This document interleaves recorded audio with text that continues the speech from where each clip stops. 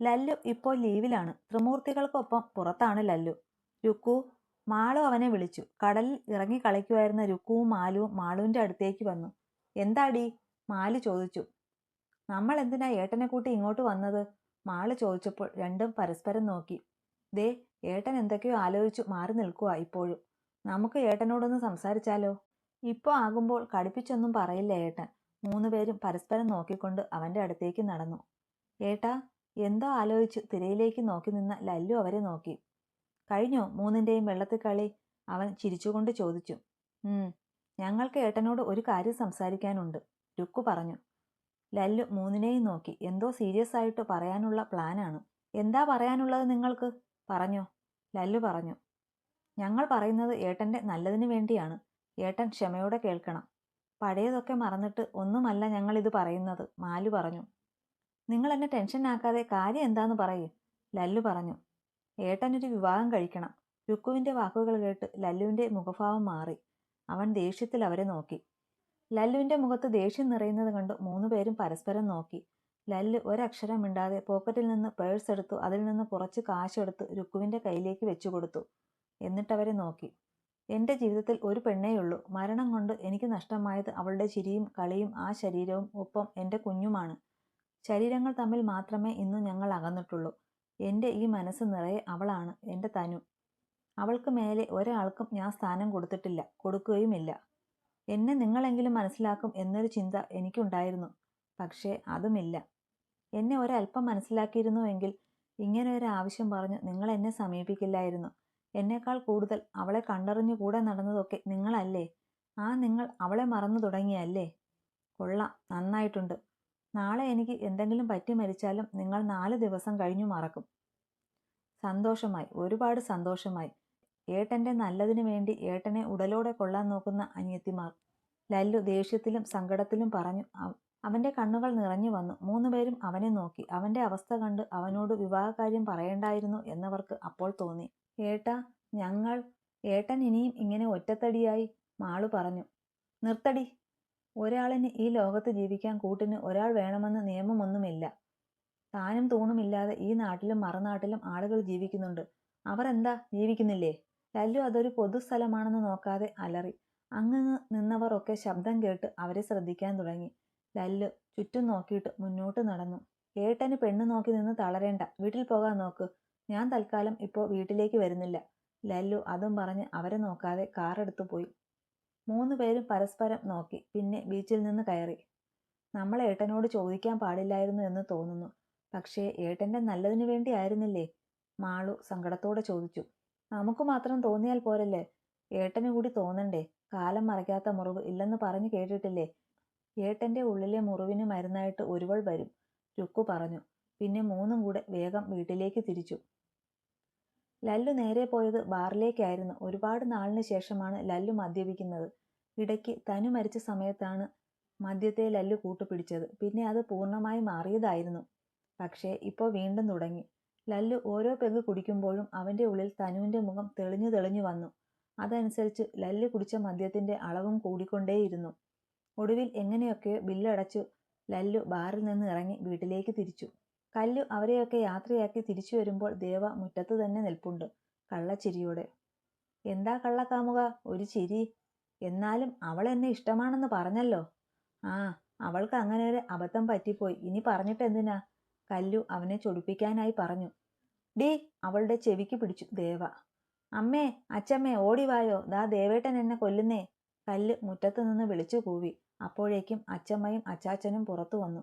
ദേവാടാ, ദേവാ, ഡാ വിടടാ എൻ്റെ കുട്ടിയെ, അച്ചമ്മ വിളിച്ചു പറഞ്ഞു. ദേവ അവളെ ഒന്ന് നോക്കി പേടിപ്പിച്ചു. പിന്നാലെ ചെവിയിലെ പിടിവിട്ടു. എന്തിനാ ദേവ എൻ്റെ കുട്ടിയെ നീ നോവിക്കുന്നേ? അച്ചമ്മ കല്ലുവിനെ ചേർത്ത് പിടിച്ചു ചോദിച്ചു. അത് ഞങ്ങൾ കളിച്ചതാ, ദേവ കല്ലുവിനെ നോക്കി പേടിപ്പിച്ചുകൊണ്ട് പറഞ്ഞു. പിന്നെ ചെവിക്ക് പിടിച്ച് തൂക്കിയിട്ടല്ലേ കളിക്കുന്നേ? ശ്രീ അതിനിടയിൽ വന്നു അഭിപ്രായം പറഞ്ഞു. ടീ, ദേവയുടെ ശബ്ദം ഉയർന്നതും ശ്രീ അകത്തേക്ക് ഓടി. എല്ലാവരും ചിരിച്ചുകൊണ്ട് അകത്തേക്ക് കയറി. ലല്ലു വീട്ടിലെത്തുമ്പോൾ ത്രിസന്ധ്യാ സമയമായിരുന്നു. അച്ചമ്മ നാമം ചൊല്ലിക്കൊണ്ടിരിക്കുമ്പോഴാണ് ലല്ലു കയറി വന്നത്. അടുത്തായി വീട്ടിലെ ബാക്കി അംഗങ്ങളും ഉണ്ട്. അവൻ ആരെയും നോക്കാതെ അകത്തേക്ക് കയറിപ്പോയി. ലല്ലു, അച്ഛന്റെ ശബ്ദം കേട്ട് അവൻ അവിടെ നിന്നു. എനിക്ക് നിന്നോട് കുറച്ച് സംസാരിക്കാനുണ്ട്, സച്ചി ഗൗരവത്തിൽ പറഞ്ഞു. അപ്പോഴേക്കും എല്ലാവരും അകത്തേക്ക് വന്നു. ഓ, സച്ചിദാനന്ദൻ എന്താണാവോ അടിയനോട് ഉരിയാടാനുള്ളത്? ലല്ലു കുഴഞ്ഞ സ്വരത്തിൽ ചോദിച്ചു. നീ കുടിച്ചിട്ടുണ്ടോ കുട്ടിയെ? അച്ചമ്മ നെഞ്ചിൽ കൈവച്ച് ചോദിച്ചു. ഇത്രയ്ക്ക് എക്സ്പ്രഷൻ ഒന്നും വേണ്ട അച്ചമ്മേ. ഞാൻ കുടിച്ചു, ഇനിയും കുടിക്കും. എനിക്ക് മനസ്സ് നോവുമ്പോഴൊക്കെ ഞാൻ കുടിക്കും, അവൻ പുച്ഛത്തിൽ ചിരിയോടെ പറഞ്ഞു. ലല്ലുവിൻ്റെ കാലുകൾ നിലത്തുറയ്ക്കാതെ ഉലയാൻ തുടങ്ങി. ലല്ലു, രുക്കു നിന്നോട് സംസാരിച്ച കാര്യം ഞങ്ങൾ അറിഞ്ഞു. അവർ പറഞ്ഞ അതേ കാര്യമാണ് എനിക്ക് നിന്നോടും പറയാനുള്ളത്. നീ ഒരു വിവാഹം കഴിക്കണം. നിനക്ക് താഴെ ഇവിടെ ഇനിയും പെൺകുട്ടികളുണ്ട്, സച്ചി സ്വരം കടുപ്പിച്ചു പറഞ്ഞു. ദേ തന്തേ, തനിക്കെന്താടോ എന്നെ വീണ്ടും കെട്ടിക്കാൻ ആഗ്രഹം? കമ്പനിയിലെ ജോലി കൊടുത്ത് കണക്ക് വെട്ടിച്ചു എന്ന് പറഞ്ഞ് വീണ്ടും ഒരുത്തിയെ കൊല്ലാനാണോ? ലല്ലു തികച്ചും പുച്ഛത്തിൽ ഒരു കൂസലുമില്ലാതെ ചോദിച്ചു. ലല്ലു, സച്ചി ദേഷ്യത്തിൽ വിളിച്ചു. ഓ, അലറണ്ട, ഞാൻ നിർത്തി. അല്ല, എന്നെ കെട്ടിച്ചിട്ടേ ഇവിടെ കെട്ടിപ്പോകൂന്ന് പറഞ്ഞ് നിൽക്കുന്ന അനിയത്തിമാരോട്. ലല്ലു ആടിക്കുഴഞ്ഞ് അവരുടെ അടുത്തെത്തി. ഞാനൊന്ന് കെട്ടി, കുറച്ചു കാലം കൂടെ ജീവിച്ചു. അപ്പോഴേക്കും ദേ നിൽക്കുന്ന തന്തപ്പടി എൻ്റെ പെണ്ണിനെ കൊന്നു. അതുകൊണ്ട് എന്നെ കെട്ടിച്ചിട്ട് നിങ്ങൾ കെട്ടാമെന്ന ആഗ്രഹം വേണ്ട. ഞാൻ ഇനി കെട്ടുന്നില്ല. അത്രയ്ക്ക് എന്നെ കെട്ടിക്കാൻ ആഗ്രഹമുണ്ടെങ്കിൽ ഒരാളെ ഞാൻ വിവാഹം കഴിക്കാം. അത് കേട്ടപ്പോൾ എല്ലാവരും പ്രതീക്ഷയോടെ അവനെ നോക്കി. നിനക്ക് ആരെയാ വിവാഹം കഴിക്കാൻ ആഗ്രഹം? ഞങ്ങൾ നടത്തിത്തരാം, സച്ചി ആവേശത്തോടെ പറഞ്ഞു. തൻ്റെ ജീവനൊടുക്കിയ എൻ്റെ തനുവിനെ കൊണ്ട് മുന്നിൽ നിർത്തടോ. അവളെ ഞാൻ വിവാഹം കഴിക്കാം. കൊണ്ട് നിർത്തടോ. അച്ഛനാണെന്ന പരിഗണനയില്ലാതെ ലല്ലു സച്ചിയുടെ അടുത്തേക്ക് ചേർന്ന് നിന്ന് മുഖത്തു നോക്കി പറഞ്ഞു. അവൻ്റെ ഭാഗത്തു നിന്ന് അങ്ങനെ ഒരു പെരുമാറ്റം ആരും പ്രതീക്ഷിച്ചിരുന്നില്ല. അവൻ എല്ലാവരെയും പുച്ഛഭാവത്തിൽ ഒന്ന് നോക്കി. എന്തേ, എല്ലാവരുടെയും നാവ് ഇറങ്ങിപ്പോയോ? ആവേശം കെട്ടടങ്ങിയോ? എനിക്ക് കല്യാണം ഉണ്ടാക്കാൻ നടക്കുന്നു, കുഴഞ്ഞ സ്വരത്തിൽ എല്ലാവരെയും നോക്കി പറഞ്ഞുകൊണ്ട് ലല്ലു മുറിയിലേക്ക് പോയി. അവനവൻ ചെയ്തു കൂട്ടുന്നതൊക്കെ പിന്നീടൊരിക്കൽ നോക്കി പല്ലിളിക്കും. നിന്റെ അത്യാഗ്രഹം കൊണ്ട് സ്വന്തം മോൻ്റെ ജീവിതം ഈ അവസ്ഥയിലായി. ഇപ്പോൾ സന്തോഷമായി കാണും, അച്ചാച്ചൻ സച്ചിയെ നോക്കി പറഞ്ഞുകൊണ്ട് മുറിയിലേക്ക് പോയി. എല്ലാവരും കിടന്നിട്ടും സച്ചിക്ക് ഉറക്കം വരാതെ ആലോചനയോടെ ഇരിപ്പാണ്. ഒരു നിമിഷം അവൻ്റെ മനസ്സ് അന്ന് തനുവിനെ കൊണ്ടുപോയ മീറ്റിംഗ് ഹാളിലൂടെ അവസാനം ആ ഹോട്ടൽ മുറിയിൽ എത്തി നിന്നു. അന്ന് താൻ ചെയ്ത ശരിക്കുമുള്ള തെറ്റ് ലല്ലുവോ മറ്റുള്ളവരോ അറിഞ്ഞാലുള്ള അവസ്ഥ ഓർത്ത് അവൻ്റെ നെഞ്ചിലൂടെ ഒരു കൊള്ളിമീൻ പാഞ്ഞു. ഇല്ല, ഒരിക്കലും ആ സത്യങ്ങൾ ആരും അറിയില്ല. അത് അവളിൽ തന്നെ അവസാനിച്ചു. എൻ്റെ നാവിൽ നിന്ന് ഈ സത്യം ഒരിക്കലും പുറം ലോകം അറിയില്ല, സച്ചി സ്വയം പറഞ്ഞു. ആരെന്തറിയില്ലെന്ന്? പെട്ടെന്ന് ഹേമയുടെ ശബ്ദം കേട്ട് സച്ചി ഞെട്ടിക്കൊണ്ട് അവരെ നോക്കി. നീ എന്താ ഇവിടെ? നീ കിടന്നില്ലേ? സച്ചിയുടെ ഞെട്ടൽ ഉള്ളിലൊതുക്കി ചോദിച്ചു. ഞാൻ കിടന്നു, നിങ്ങളടുത്തില്ലാതെ ഉറക്കം വന്നില്ല, അതാ എണീറ്റ് വന്നത്. അല്ല, എന്തൊക്കെയോ ഒറ്റയ്ക്കിരുന്ന് സംസാരിക്കുന്നുണ്ടായിരുന്നു. എന്താ? ലല്ലു അങ്ങനെയൊക്കെ പറഞ്ഞു പോയത് ഓർത്താണോ പതിവില്ലാതെ ഈ ഇരുത്തം? ഹേമ സച്ചിയുടെ തോളിൽ കൈവച്ചുകൊണ്ട് ചോദിച്ചു. ഏയ്, ഒന്നുമില്ലടോ, താൻ വാ, കിടക്കാം. സച്ചി കൂടുതൽ സംസാരിക്കാൻ നിൽക്കാതെ അകത്തേക്ക് പോയി. ഹേമ അവൻ്റെ പിന്നാലെ അകത്തേക്ക് പോയി. ദിവസങ്ങൾ അതിവേഗം മുന്നോട്ട് പോയി. കല്ലുവിൻ്റെ ഫസ്റ്റ് ഇയർ എക്സാം കഴിഞ്ഞു. സെക്കൻഡ് ഇയർ ക്ലാസ് നാളെ തുടങ്ങും. ദേവയുടെ കോഴ്സ് കംപ്ലീറ്റ് ആക്കി അവർ എല്ലാവരും പടിയിറങ്ങി. നാളെ മറ്റൊരു പ്രത്യേകത കൂടെയുണ്ട്. പുതിയ ബിൽഡിംഗ് ഉദ്ഘാടനം നാളെയാണ്. സ്പെഷ്യൽ ഗസ്റ്റ് ലല്ലു ആണ്. അവൻ തന്നെയാണ് ഉദ്ഘാടനവും.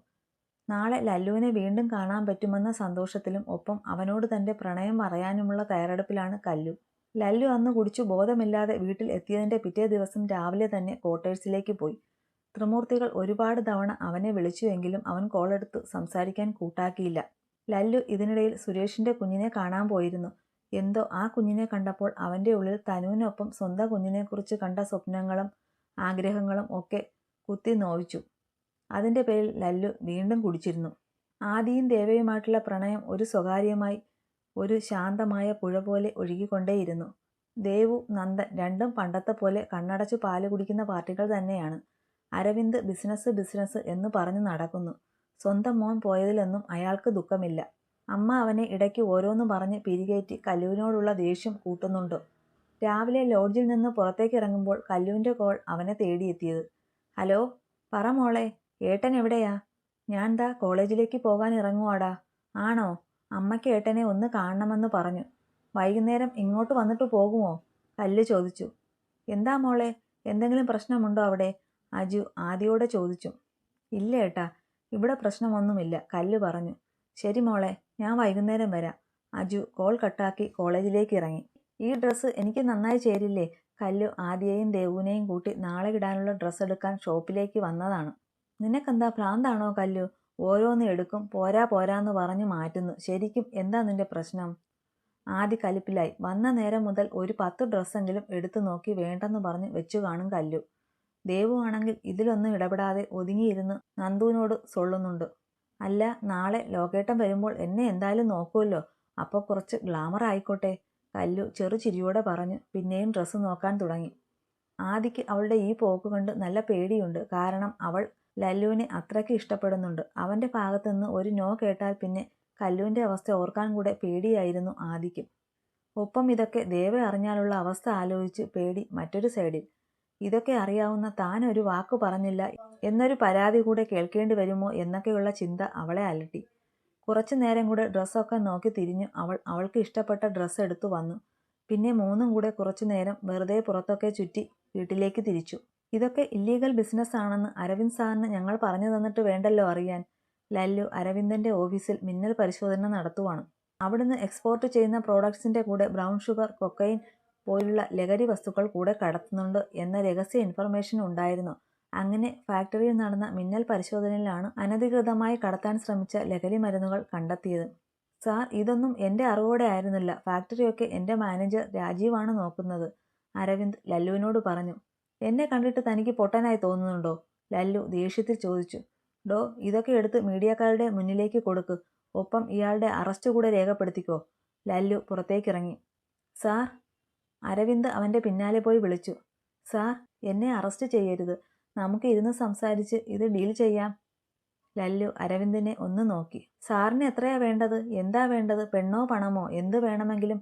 അരവിന്ദ് പറഞ്ഞ് പൂർത്തിയാക്കും മുന്നേ ലല്ലുവിൻ്റെ കൈ അവൻ്റെ മുഖത്ത് പതിഞ്ഞു. നീ എന്താടാ പുല്ലെ എന്നെക്കുറിച്ച് കരുതിയേ? അവൻ്റെ പെണ്ണും പണവും. നിന്റെയൊക്കെ പണവും പെണ്ണും വാങ്ങി നിന്റെ കീഴിൽ കിടക്കുന്ന വാലാട്ടികൾ ഉണ്ടാകും. അതേപോലെ ആ അടവും കൊണ്ട് എൻ്റെ അടുത്ത് വന്നാലുണ്ടല്ലോ, ത്രിലോക് സച്ചിദാനന്ദ് ഒരുത്തൻ്റെ മുന്നിലും തലകുനിച്ച് നിൽക്കാറില്ല. ഒരുത്തൻ്റെയും 1 രൂപ പോലും കൈക്കൂലി വാങ്ങുകയുമില്ല. ലല്ലു ദേഷ്യത്തിൽ അരവിന്ദനെ നോക്കി അലറി. നന്ദൻ, എനിക്ക് കൈക്കൂലി ഓഫർ ചെയ്തതുകൂടെ ചേർത്ത് എഴുതി നല്ലൊരു FIR തയ്യാറാക്കിക്കോ. ലല്ലു തൊപ്പി നേരെ വച്ചു പുറത്തേക്കിറങ്ങി. അപ്പോഴേക്കും മീഡിയക്കാർ എത്തിയിരുന്നു. ലല്ലു അവരോട് സംസാരിച്ചു അവൻ്റെ വണ്ടിയിൽ കയറി. പിന്നാലെ നന്ദൻ അരവിന്ദനെ വിലങ്ങുവെച്ച് ജീപ്പിലേക്ക് കയറ്റി.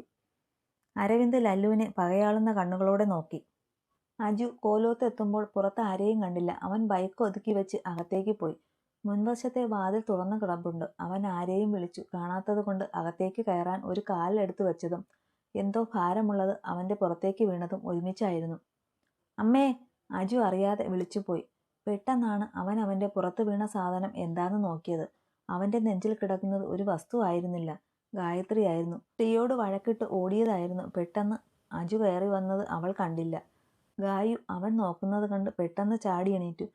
സോറി, ഞാൻ പെട്ടെന്ന് ശ്രദ്ധിച്ചില്ല. അത് കുഴപ്പമില്ല. അമ്മ എവിടെ? കല്ലു വന്നില്ലേ? വല്യമ്മയും മുത്തശ്ശിയും ഒക്കെ തൊടിയിലേക്ക് ഇറങ്ങി. ഇപ്പോൾ വരും, ഇരിക്ക്, ഞാൻ കുടിക്കാൻ എടുക്കാം. അപ്പോഴേക്കും ശ്രീ താഴേക്ക് വന്നു. അവനെ കണ്ടതും അവൾ അവൻ്റെ അടുത്തേക്ക് വന്നിരുന്നു. ചേട്ടനാണോ അപ്പോൾ ബൈക്കിൽ വന്നത്? ഞാൻ വിചാരിച്ചു ദേവേട്ടനാകുമെന്ന്, ശ്രീ ചിരിയോടെ പറഞ്ഞു. കല്ലു വന്നില്ലേ? ചേച്ചി ഇവിടെ അടുത്ത് ഒരിടം വരെ പോയി. ഡ്രസ്സ് എന്തോ സ്റ്റിച്ച് ചെയ്തു വാങ്ങാൻ, ശ്രീ പറഞ്ഞു. അജു അവിടെ ഉണ്ടായിരുന്ന ഒരു മാഗസിൻ എടുത്ത് വായിക്കാൻ തുടങ്ങി.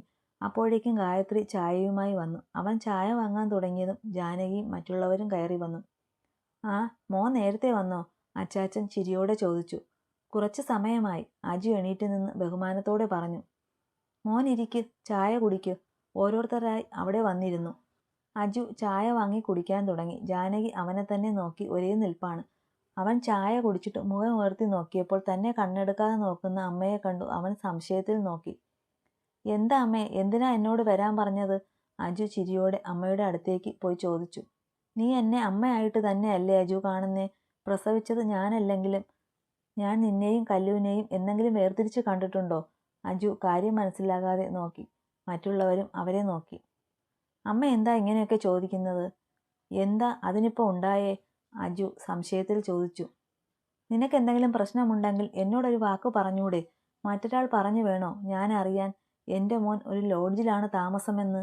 ജാനകി സങ്കടത്തിൽ അവനെ നോക്കി ചോദിച്ചു. അജു പെട്ടെന്ന് അമ്മയുടെ മുഖത്തേക്ക് നോക്കി. അമ്മേ, ഞാൻ അച്ഛനോട് വഴക്കിട്ട് ഇറങ്ങിയതാണ്. ഇപ്പോൾ പിന്നെ ഞാൻ അമ്മയുടെ ഒപ്പം വന്ന് നിൽക്കുന്നത് ശരിയല്ലെന്ന് തോന്നി. അതാ. ഞാനൊരു വീട് നോക്കുന്നുണ്ട് അമ്മേ. അത് ഇന്ന് ബ്രോക്കർ വിളിക്കാമെന്ന് പറഞ്ഞു, അജു പറഞ്ഞു. എന്നാലും മോനെ, അങ്ങനെ ഒരു വീട് ഇനി നോക്കണോ?